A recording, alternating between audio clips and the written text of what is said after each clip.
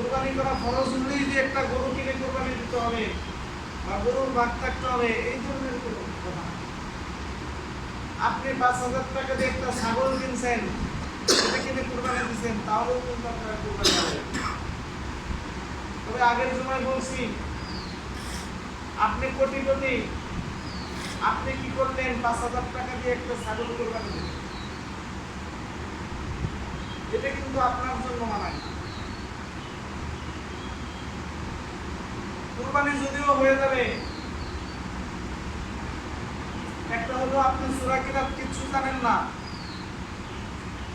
আপনি ইমামের নিচে নিয়ত করছেন জুমার নামাজ পড়বো আল্লাহু আকবার, আর আত্মাহিয়াতুদ দুরূদ শরীফ দোয়া সূরা কোনো কিছুই পারেন না, ওই বলে উপবাস করছেন।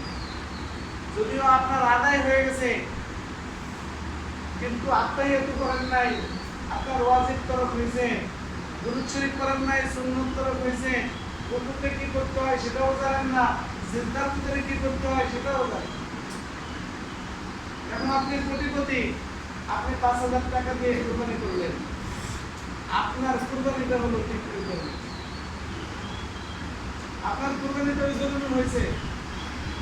আপনি কোটিপতি, আপনি সিরা একটা জামা গায়ে দিয়ে ঘুরে বেড়াইতেছেন, আল্লাহ পাক রব্বুল আলামিন আপনাকে সিরা জামা গায়ে দিয়ে ঘুরে বেড়াইতে। আপনি দৈনিক যা কামাই করেন, দৈনিক খাওয়া ভিতরে শেষ হয়ে যায়, অথচ আপনি অনেক দামি হাইফাই মোটরসাইকেল নিয়ে, হাইফাই পোশাক পরে, চশমা চোখে দিয়ে রাস্তা দিয়ে ঘুরে বেড়াবেন, আল্লাহ পাক আপনাকে দেবে।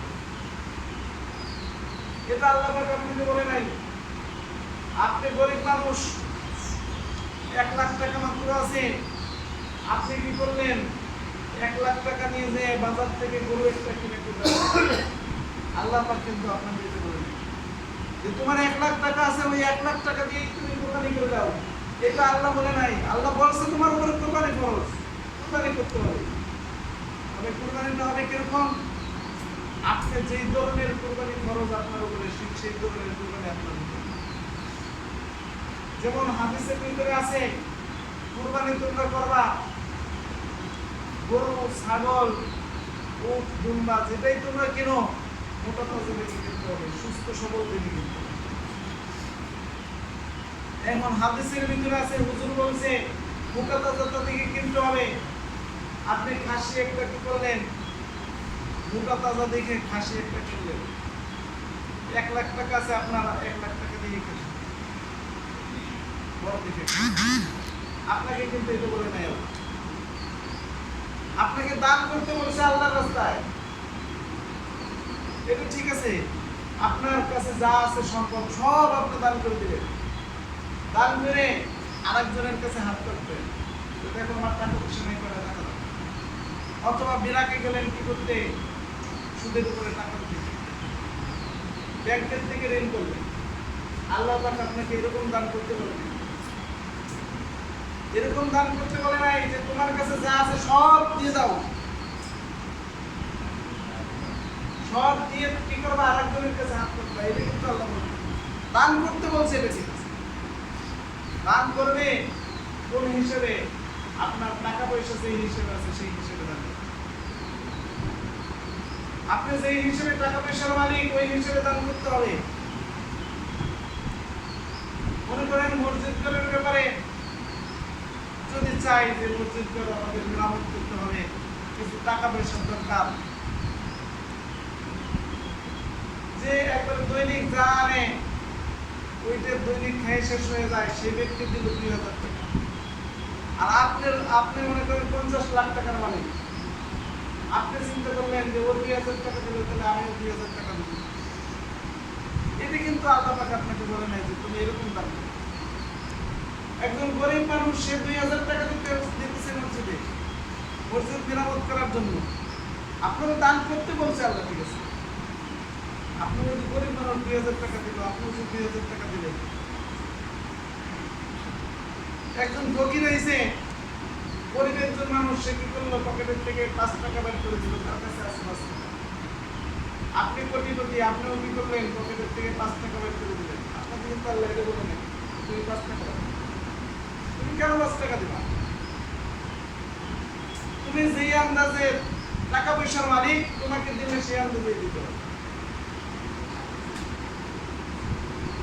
তুমি যেহেতু অনেক টাকা পয়সার মালিক, তোমার কাছে গেছে, তুমি কমপক্ষে 100 টাকা দিয়ে দাও, তুমি যে গরিব মানুষ সে 5 টাকা দিচ্ছে, তুমিও যদি 5 টাকা দাও, এটা তো মানায় না।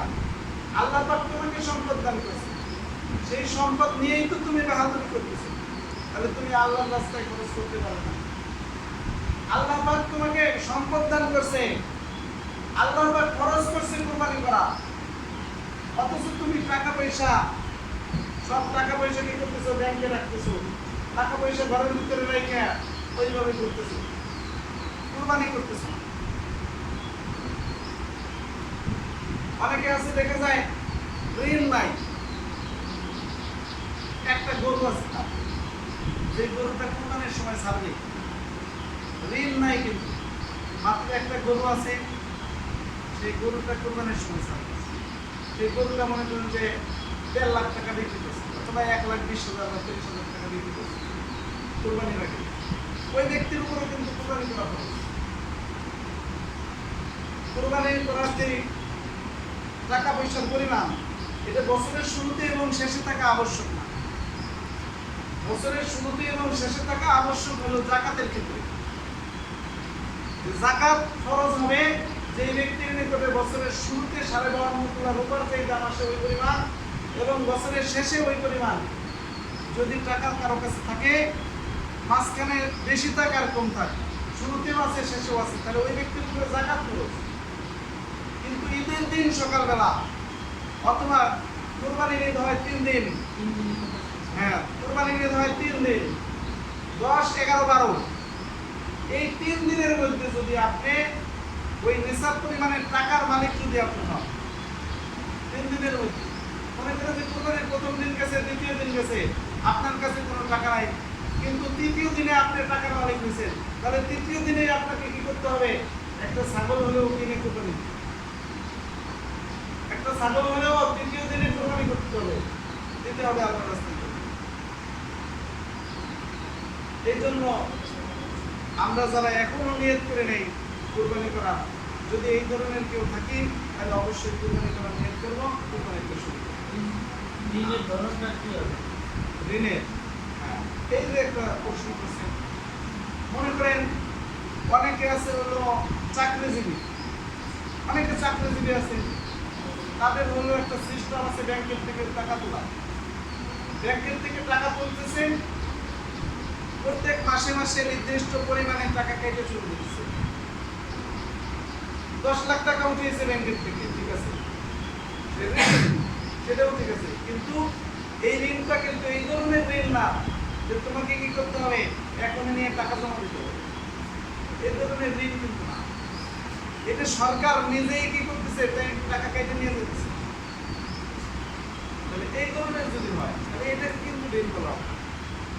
অথবা অনেকে দেখা যায় ব্যাংকের থেকে টাকা তুলছে, সে শিল্পপতি, তার মিল কলকারখানা আছে, তার এমনি ঋণ থাকতে হয়, তবে সে যদি চায় যে যে কোনো মুহূর্তে তার ঋণ পরিশোধ করে পারে, কিন্তু সেটা পরিশোধ করে না, কিছু ঝামেলা থাকার কারণে, আইনগত কিছু ঝামেলা থাকার কারণে পরিশোধ করে না, তাহলে এই ঋণকে কিন্তু ঋণ বলা হয় না। এই ধরনের ঋণ যদি কেউ থাকে, তাহলেও কিন্তু তার উপরে কুরবানি ওয়াজিব। হ্যাঁ, ঋণ বলতে আপনার কাছে মনে করেন, আপনার কাছে অনেক মানুষের টাকা পয়সা থাকে, আপনার দোকান থেকে চাউল কিনে খেয়েছেন, সেই দোকানদার চালের টাকা পাবে, আপনার কাছে অনেক টাকা পাবে, আপনার পকেটে টাকা নেই। অথবা আপনার 1-2 লাখ টাকা আছে, ঠিক আছে, কিন্তু আপনি ঋণ রয়েছেন হলো তার চেয়ে তারও বেশি। যে ঋণ, এই ধরনের ঋণ না যে অল্প অল্প করে আদায় করা যায়, যে ঋণটা আপনাকে কি করতে হবে, একবারে দিয়ে আসতে হবে।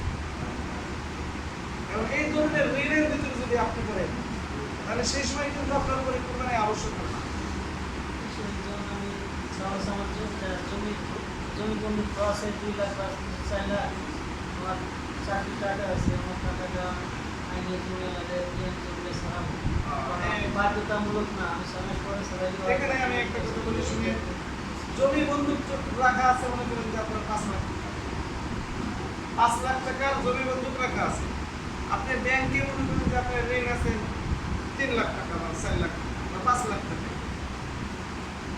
কারণ বন্ধকের টাকাটার ব্যাপারে আগে বলি, বন্ধক রাখা, জমি বন্ধক রাখা যায়, কিন্তু ওই জমি থেকে ফসলাদি খাওয়া এটা কিন্তু না যায়। আপনি একটা জমি রাখছেন 5 লাখ টাকা দিয়ে,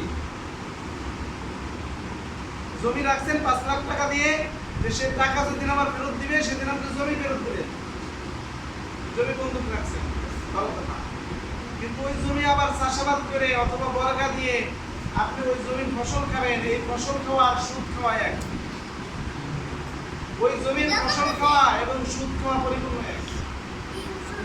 আমি বন্ধক দিয়ে টাকা আনছি, এই জন্য আপনি যে 5 লাখ টাকা দিয়ে আপনি কি করছেন, জমি রাখছেন, ওই 5 লাখ টাকা কিন্তু আপনার আছে ধরতে হবে। আমি 5 লাখ জমি দিয়ে টাকা আনছি, 5 লাখ আপনি জমি আরেকজনকে দিচ্ছেন, টাকা 5 লাখ দিয়ে আনছি। তবে 5 লাখ আনছেন। এটা তো হ্যাঁ, আমার- আপনার তো প্রয়োজনের কারণে আপনি টাকা আনছেন, আপনার দরকার, এই জন্য আপনি জমি তার কাছে দিয়েছেন, টাকা নিয়ে আসছেন। এটাই তো ঋণ, না? হ্যাঁ, এটাও আপনার ঋণী। এইরকম ঋণ এই 5 টাকা, এই 5 লাখ টাকাও আপনি ঋণী। এইরকম ঋণ যদি থাকে তাহলে কোরবানি ওয়াজিব হবে। এই ঋণ যদি থাকে এটার দ্বারাও কোরবানি ওয়াজিব হবে। হ্যাঁ, তবে এই জায়গার মাসালা হলো আপনি যে 5 লাখ টাকা আনছেন আপনার জন্য আনা জায়েজ, কিন্তু যে ব্যক্তি বন্দুক জমি নিয়েছে ওই ব্যক্তির জন্য ওই বন্দুক জমি চাষাবাদ করে খাওয়া যায় না। তবে এর সংক্ষেপে মাসালাটা বলে দেই যে এর থেকে বাঁচার জন্য একটা উপায় আছে, যেটাকে ফিকহ শাস্ত্রের মধ্যে বাইরিল ওয়াফা বলা হয়। শর্ত সাপেক্ষে ক্রয় বিক্রয়, শর্ত সাপেক্ষে ক্রয় বিক্রয়। আপনি যে বন্দুক জমিতে করছেন, বন্দুকের সময় অনেক সময় বন্দুক নামা লেখে স্টামে, আপনি ওই ধরনের একটা স্টাম্প করবেন, যে স্টামের উপরে লেখা থাকবে শর্ত সাপেক্ষে ক্রয় বিক্রয় লেখা থাকবে। 10 কাঠা জমি আপনি কিনছেন, মানে বন্দুক রাখতেছিলেন, ওইটাকে আপনি 10 কাঠা জমি কিনবেন। 10 কাঠা জমি যেরকম আপনি 2 লাখ টাকা দিয়ে বন্দুক রাখতেছিলেন, আপনি 2 লাখ টাকা দিয়ে 10 কাঠা জমি কিনবেন স্টামের উপরে, যে আমি এই 10 কাঠা জমি এত এত নম্বর দাগে 50 টাকা দিয়ে দেব। সত্য সাপেক্ষে কিনলাম। হ্যাঁ, এইভাবে যে আমি জমিটা আমি ক্রয় করলাম এত টাকা দিয়ে, এত নম্বর দাগের এত শতাংশ জমি ক্রয় করলাম, এই শর্তে যে সময় আমার টাকা ফেরত দিবে আমি জমি ফেরত দিতে পারবো না, আপনি কিনে নেবেন। এ দেখেন 2 রাকাত আপনি ফজরের সুন্নাত নামাজ পড়ছেন 2 রাকাত, ইন্না তাইনা কুল্লাদি, ফরজ নামাজটাও একা একা পড়ছেন ইন্না তাইনা কুল্লাদি, আতাইয়াতু দুরূদ শরীফ দোয়া সূরা, এরপরে রুকু তাসবিহ সিজদা কিন্তু সব কিন্তু এক, পার্থক্য নাই। ইন্না তাইনা কুল্লাদি পড়ছেন সূরাও সব এক, কিন্তু 2 রাকাত পড়ছেন সুন্নাত আর 2 রাকাত পড়ছেন কি ফরজ। পার্থক্য কি? নিয়ে দেন। শুধুমাত্র নিয়ে আপনি বন্দুক আর একটা হলো কি শর্ত সাপেক্ষে ক্রয় বিক্রয়, হুবহু এক, কিন্তু পার্থক্য হলো নিয়ে। আপনি এটাকে নাম রাখছেন হলো ডিগ্রি, যে আপনি কিনছেন তার কাছ থেকে জমিটা, আপনি কিনছেন, সেও দিবে আপনাকে, কারণ এটা তো সে দলিল করে দিতেছে না। আবার আপনার ইসলাম যদি করে দিতেছে, ইসলামের ভিতরে লেখা আছে যে যখন টাকা ফেরত দেওয়া হবে জমি ফেরত দিতে বাধ্য থাকবে, ইসলামের উপরে লেখা থাকবে স্পষ্ট, এবং সাক্ষী শপথ দেওয়া থাকবে, এখানে না দেওয়ার কোনো সিস্টেম নেই। এই কারণে আপনারা বন্দুক যারা রাখেন কি করেন, এই সিস্টেমের উপরে আসবেন যাতে হারামের থেকে বাঁচতে পারেন। কারণ হারাম হাদিসের ভিতরে আছে লা ইয়াদখুলুল জান্নাতা জাসাদুন গুজিয়া বিল হারাম, যে ওই শরীর জান্নাতে যাবে না যেই শরীর লালিত পালিত হয়েছে হারাম দিয়ে। এই জন্য এই হারামের থেকে আপনি বাঁচবেন। আমি যেটা বুঝতে চাইছিলাম যে জমি আমি 5 লাখ টাকা দিয়ে জমি থেকে 5 লাখ টাকা আনছি, টাকাটা আমি 6 মাস পরে দিব জমি আমার দিয়ে আমি জমিটা ছাড়া পাবো। এই মুহূর্তে আমার টাকা আছে 5 লাখ টাকা, আমি 6 মাস পরে এই ক্ষেত্রে কি আমার কুরবানি দেওয়া যায় আছে? এখন আপনার কাছে 5 লাখ টাকা আছে, কিন্তু জমি আলাদা 6 মাস পরে কিন্তু টাকা 2 মাস পরে 6 মাস পর 2 মাস বা 6 মাস পরে এই ক্ষেত্রে আমার পরে দিবেন, মানে দিয়ে দিবেন না, কোরবানি আসে কোরবানি দিব, এটা পরে দেবে, এই তো করছে। এখন আপনার কাছে 5 লাখ টাকা আছে, ঠিক আছে না 5 লাখ? আমি ওটা দিব ওটা দিয়ে জমি আলাদা কুরবানি দিব করবে। 6 মাস পরে।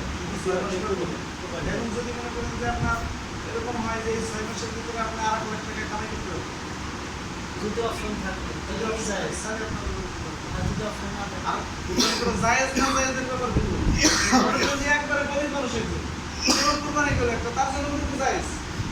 একটা হলো ওয়াজিব হওয়া, আর একটা হলো জায়েজ হওয়া। যদি আপনার এই ধরনের হয় যে 6 মাস পরে তারা টাকা দিলেন, 6 মাসের ভিতরে আপনি 5 টাকা জোগাড় করে চলতে পারবেন, তাহলে এখন আপনার উপরে যে 5 লাখ টাকা আছে এদের উপরে এই কারণে আপনার উপরে কুরবানি করা বাধ্য হবে।